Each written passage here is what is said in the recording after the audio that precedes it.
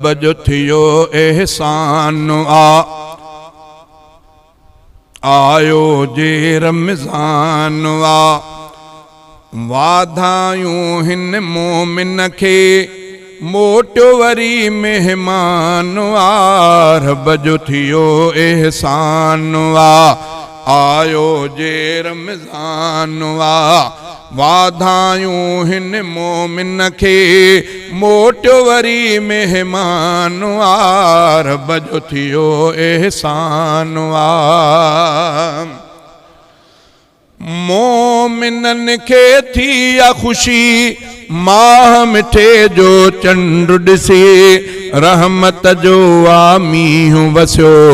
जन्नत जी अहवाल थी खुशियुनि जा था मेड़ मचन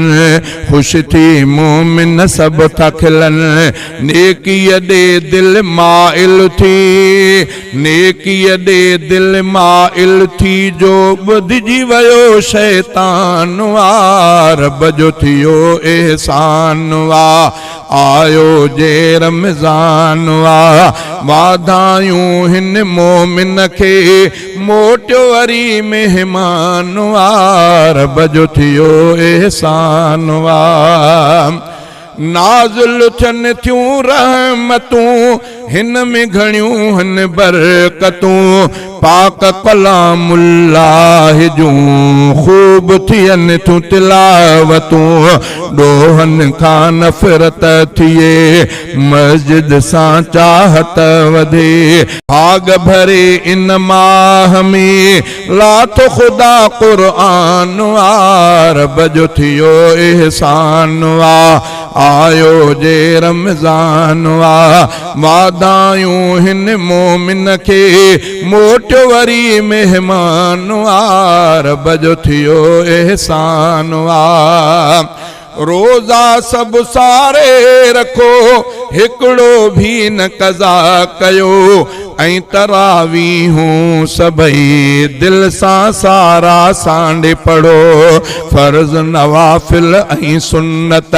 मालिक साईं हिन में रखियो जन्नत जो सामान रब जो थियो एहसान पहिरे ॾहे में रहमत ॿियनि में वरी आहे बरकत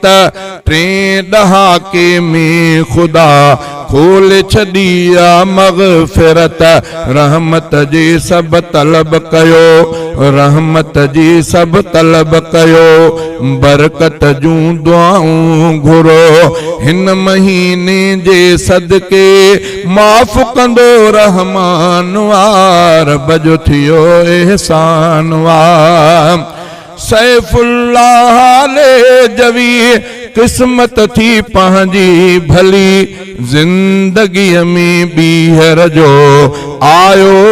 रमज़ान वरी रूहानी जज़्बा वधन दिलड़ियूं थियूं धोपी पवन माह भला रिज बरकत सां थींदो पुर ईमान रब जो थियो एहसान आयो जे रमज़ान